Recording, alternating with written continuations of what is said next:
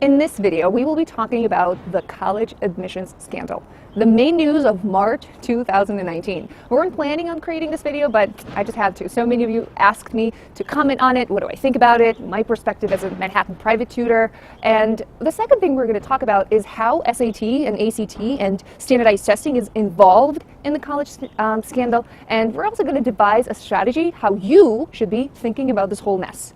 I'm Kat Severson, the inventor of the Severson method, a scientifically proven way to learn anything fast. Let's talk about the college scandal. So let's get started, the scandal. And if you guys are thinking or hoping that I'm going to be kind of telling you more secrets or more details about the varsity blues and the people that are involved and what they did and how Olivia Jade or how Bella Jade are now going to be expelled from USC and how those girls were pretending to be on the rowing team even without being enrolled in any of the rowing classes. We're not going to do that. I think this is very wasteful of your time and of your energy. To be honest, I'm not even following the conflict very well because I'm just thinking that news may not be as useful for my energy and my mental energy. So this is the information I've gathered from just listening to people in the background. The first thing I want to say is what these people did is absolutely terrible. This is unjust, and it gives an absolute unfair advantage to the privileged kids that are already getting a lot of advantages. This should not be happening. But the second thing I want to say is that this is a true victory of the justice system of this country. Coming from Russia, which is super corrupt, to me, I don't feel entitled to justice system. So when rich people that help their kids get into college go to jail, to me, this is a huge moment. So I want to acknowledge the FBI for doing a very thorough investigation, for putting the people that are responsible behind bars. This is amazing. But this is where I want your energy that you spend on this conflict to end. I see you guys. I see you posting, I see you commenting, I see you writing to me saying, oh yeah, I can't afford your services because my parents are not rich. Or what's the point of studying for the SAT because I'll never get into Yale or Harvard because the rich kids' parents paid for it. And I think this is a very poisonous thought and a very poisonous use of your energy. Another crazy idea that is really poisonous is let's get rid of the standardized testing. It's not fair, you can cheat on the standardized test. Let's just not have any standardized tests. Well, look at the University of Chicago, is now becoming test optional. Another poisonous idea, my friends, and here's why. Not because I'm a standardized test prep tutor and now I'm going to be without a job if standardized tests are going to become obsolete, quite the contrary. I want you to think about the history of standardized tests. Back in 1933, the president of Harvard was using the SAT in order to assess and open Harvard to a larger pool of students. Back in the 1930s or earlier, Harvard was exclusively open to kids that went to prep schools on the East Coast. And back then they were already thinking, well, maybe we should diversify the pool of our students back then. And then from 1933 to 1953, that president was adamant about using the SAT. And now we have two tests. They are not perfect. They are not controlled. Those are two businesses, nonprofit organizations, and they have their difficulties. But just like with everything else, nothing is going to be perfect. It's a problem, and we need to approach a problem, or it's like approach your test prep or your standardized testing as a challenge. How are you going to deal with that challenge is something that will either make you stronger or make you a whiner, someone who just complains, oh, it's not fair. Listen, if we get rid of the standardized test, how will the college know that you're worthy of acceptance? Do you have any idea? They're going to look at your application. You know what is going to decide whether your application is good or bad? College admissions advisors. You know how much those college admissions advisors cost? Thousands and thousands of dollars. In order to have a really good admissions package, right? In order to send a really nice essay and to cross all the dots and know how the college wants you to present yourself. These people are charging anywhere from $15,000 to $50,000. These are the rates that I've heard here in New York City. Like, these are realistic rates. If you're looking to go to Cornell, you're going to work with a college admissions consultant who is going to consult you on how to put your application together to get to Cornell. So do you really want to leave it to that? If you have standardized scores or standardized tests, then it's giving you another objective parameter that will allow you to get in. And the reason I'm not happy about just leaving it to grades is because grades are very, very uneven, and we don't even have to go far and talk about different states. I know that in different boroughs of New York, these are different standards. I recently got a client, and his mom was super worried about his English, and she said, well, Katya, he goes to private school, a competitive private school, and she said that he has a C+ in English. Let's work on him. Let's work with him on grammar and the reading. And at the same time, I had a client who came from a public school in Queens, and his parents told me that, Katya, don't worry about English and reading because he always gets A's. His teacher really likes him. You know what? These two gentlemen have the exact same level of knowledge. One has a C+, and another one has an A-. Do you think that's fair? For that reason, because grades are so all over the place, and if the teacher doesn't like you and gives you a B even though you deserve an A, what are you going to do? You really don't want it to be just the grades and the admissions package, because those things are much harder to standardize. And if we're talking about level playing field, this is the recipe for avoiding the level playing field. And if you're thinking that, well, if standardized tests are there, how unfair it is that some kids get tutored and some kids don't. Well, the tutor doesn't give the kid the exact questions, okay? I never know the exact questions that are going to be on the test, but I'm using the materials that are available to everybody. I go to Reddit and I study the tests. I look at the patterns. All of my resources, guys, I give it to you. All of it is available at a very, very, very, very low cost. You can spend maybe $100 and buy all the books, and if you study all the books, you're going to be scoring high. You're looking at a person who came here with no knowledge of English at the level of 19. I came here by myself with $200, and I figured out the test, and I now score 1,600. The scores were just released. I thought I made 2 errors. I made 1, and I got 1,600.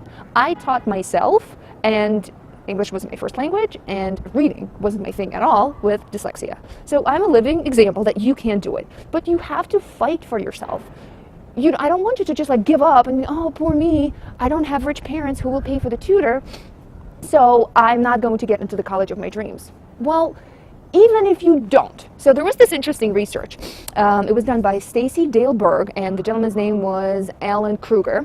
So they were looking at so-called academic siblings. So guys, you're in for a treat. I almost never do interviews, and by the virtue of faith, today I ran into an old friend of mine, Aaron Wilson, and I told him about the research that I was talking to you about earlier in this video about academic siblings, those two kids that apply to an Ivy League school, and one of them gets accepted, another one gets accepted but doesn't go, and the kid that doesn't go to an Ivy League school ends up going to a very prestigious state school, and then if you follow their trajectory, their results are almost indistinguishable over the course of the time. I remembered that somebody shared a very similar story with me earlier before he began being a very busy person, and you shared the story with me. Aaron is actually someone who often speaks to my brightest kids, some of my smartest students. I just ask him, beg him, to give him a quick consult and some advice about the career because of his background in executive recruitment in the past. So, Aaron, tell me everything. So it's pretty interesting because there's a common misconception that's associated with going to a state school or going to a public school. And I, for one, can attest to the fact that, yes, I was accepted to different Ivy League universities and top business programs, etc. But ultimately, it's quite expensive. So if you don't necessarily have the cash to allocate towards it and your family makes too much money to qualify for aid, you're kind of stuck in a very weird position. So ultimately, went to a state school, public university, one of the best, Binghamton University, go Bearcats. And where were you accepted, though? I was accepted to UPenn, Wharton. And ultimately, wanted to go. That was the dream, but the tuition at that point was very, very, very high. So this is circa 2007. So ultimately, what ends up happening, and this is just based on different, I guess, individuals who I've encountered throughout the duration of my career. Right now I'm in technology and venture capital, but I started my career in finance at JP Morgan and eventually got into executive recruitment. And what I've noticed is that typically the individuals who go to the top tier private institutions, the Stanfords, the NYUs, or the people who go to the Ivy League schools, right after undergrad, so post undergrad, there's a runway where they're making a ton of money, and typically double the amount that people are making who actually went to a public school. And that's very attractive. It's very attractive because it's the immediate gain. Nevertheless, if those same people who got into an Ivy League school go to a public school and they actually have the same kind of drive, the same ambition post-undergrad, they eventually catch up to, and in some occurrences, surpass their peers who are graduates of those highly technical private schools or Ivy League schools. So it almost looks like this. If you're thinking about a graph, right? Ivy League graduates You can actually draw it with your operating. hands. So here we go. We have our Y, and here we have our X. Ivy League graduates would be on a linear kind of growth as it pertains to years removed from undergrad. However, their counterparts from public school would be on a semi-parabolic kind of growth, which looks like this. So when you think about that graph again, you have Ivy League or private school, then you have public school. And granted, this is not an absolute, but if you take someone who has the same DNA, who got into that Ivy League university or top tier public or private school, my apologies, that person is more than capable of exceeding and surpassing their peers at some point during that runway post-undergrad. For and sure. That's a fact. And I know we talked about that earlier, that it's not really about the stamp of the school Correct. that you get into. It's a lot is pertaining to the individual. Correct. And then you also get into the unspoken truth of the academic curve. That's quite common and prevalent in a lot of these Ivy League schools. I'm not going to speak on it too much. It'd be pretty irresponsible to do so. But there are a lot of individuals who aren't necessarily worthy of earning the grades that they earned while they were there, but their professors were instructed to kind of bump the grades up contingent upon the curve just to maintain the prestige. In addition to that, you have to also look at the success rate of individuals who graduate from the schools post-graduation and the strides that they make. It's not always necessarily about where you end up right when you get out of school, just like I mentioned before, hence that same graph and where the two, I guess, semi-parabolic and linear lines cross. So why is that? Because companies are more willing to pay a Harvard grad $50,000 more? 1,000%. When you think about companies, think about two different types of companies. Think about privately held companies and think about public companies, right? So public companies, companies that are listed on the New York Stock Exchange, companies that are listed elsewhere, those companies have investors and shareholders they have to answer to. And what looks better? Saying that you had someone who went to Harvard or someone who went to a great public school. Obviously, it's going to be the former as opposed to the latter. In addition to that, if you're thinking about a privately held company, a lot of companies that are privately held typically want to move toward a liquidity event, which means an IPO. And if it's an IPO, they'll be publicly traded. Better. So it looks better to prospective investors, again, to assist in pushing them toward that IPO if they have a Harvard grad who's their CFO or a Harvard grad working on any of the other strategic initiatives. But doesn't that create just additional sense of entitlement because you don't really have to... I wouldn't necessarily say entitlement, I'd say privilege. Because these people, they know deep down what they're capable of. Yeah. It's kind of like the, and I'm not going to go into the weeds again if you're responsible, but it's kind of like the Big Four consultant, right? Or my apologies, the Big Three or the Big Four, whatever you're considering, whether it's management consulting or if you're considering, the consultative Can you side. define for the kiddos what Big Four is? Because I know. Big Four for public accounting purposes. So the top tier public accounting firms in the world, PricewaterhouseCoopers, Deloitte & Touche, KPMG, and also Ernst & Young. Yep. So if you're a big time consultant who's working at one of these kinds of organizations, et cetera, sometimes you don't get the hands-on skills that are required in order for you to execute. So you'll find there's a huge functional gap between the people who are public accountants and auditors versus the people who are actually doing the accounting themselves. Auditing, checking the box. Accounting, actually booking journal entries. So there's a huge disparity between the two, and not to veer too much off track, but it's something that we battle pretty often. So you think that kids that are graduating from Ivy Leagues and highly respected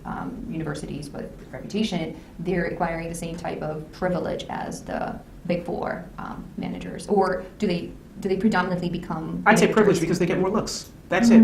It's entitlement means I'm better than you and I know it.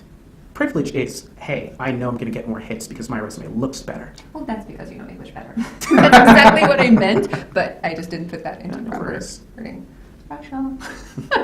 Listen, thank you very much for maybe clarifying some of the points that I made. And well, Aaron is a living example of someone who got accepted, didn't go. And do you think you're now surpassing by the income level? Or you're not there by age? Because he's like extremely young. I mean, he looks like he's 84. Man, it's just the long hours. No, you're my age, right? I'm going to tell him how old I am. Not yet. What? He's younger than I am. That's crazy. So I'd say it'd be irresponsible for me to say that I've surpassed my peers because I don't know everyone's income. And also... Well, as a recruiter, like, who would probably know more about income than you?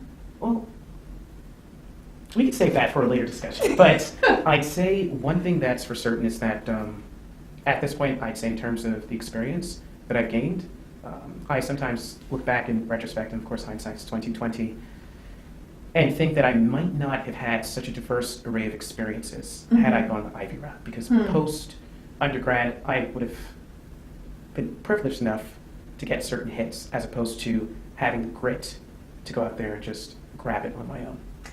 It's all about the individual, my friends. 1,000%. All right, peace. So please stop thinking that it's the label that will give you success. And not everybody who goes to Harvard ends up making a lot of money. Not everybody who goes to a state school ends up making $200,000. It is dependent on your drive, on your work ethic, and your ability to overcome challenges. Just think about this application process as another challenge in life. If you're someone who just keeps complaining, and if you're someone who is always feeling sorry for yourself, or for me, it's not fair, you always feel entitled, then you're probably going to carry this belief over to your life. So I hope I made it clear that getting rid of standardized tests is not a good idea. I also encourage you guys to just take this into your own hands. You have all the resources available, and if you are just like complaining and you feel like everyone owes you something, and that, you know, if somebody has rich parents, then you should have rich parents, I'm going to tell you this, and I hope this doesn't freak you out because it has the word God in it. It's like the G word in the story, but it's like a religious fable. So a person comes to God and he says, you know what? I think that my cross, it's too heavy. And God says, okay, you know, if your cross is too heavy, maybe you should look at other crosses. And the person goes in and looks at other crosses and tries them on. And he tries some on, he takes them off, tries some on, takes them off. And then finally he finds a cross that he likes. And he's like, oh, I'm going to take this one. And the God says, well, you came with this cross. So we are always thinking that some people have it better, that some people are more lucky and more privileged than we are. We never know why we have what we have. And I think that we're always given the perfect parents. We're always given the exact number of obstacles that we need to learn the lessons and to better ourselves. So if you think of the SAT or the ACT, whichever standardized test you're taking, as a challenge, then use it as a challenge and use it as an opportunity to grow and better yourself instead of complaining. And the last thing, I want to end this rant with a quote. The quote is from Peter Drucker. Peter Drucker said this, and I always try to say this to myself. Don't wish life were different. Wish you were better. So if you're thinking there, well, I wish my parents would hire me an expensive tutor for 5 days a week for the next 3 months so that I can score higher, or I wish my parents photographed my pictures and pretended like I was in the rowing team so that I can go to the USC. Or if you wish that it wasn't difficult to apply to college, don't wish life were different. Wish you were better. All right, guys, I'm going to go to my office, record some more tutorials for you, and I'll see you there. Bye.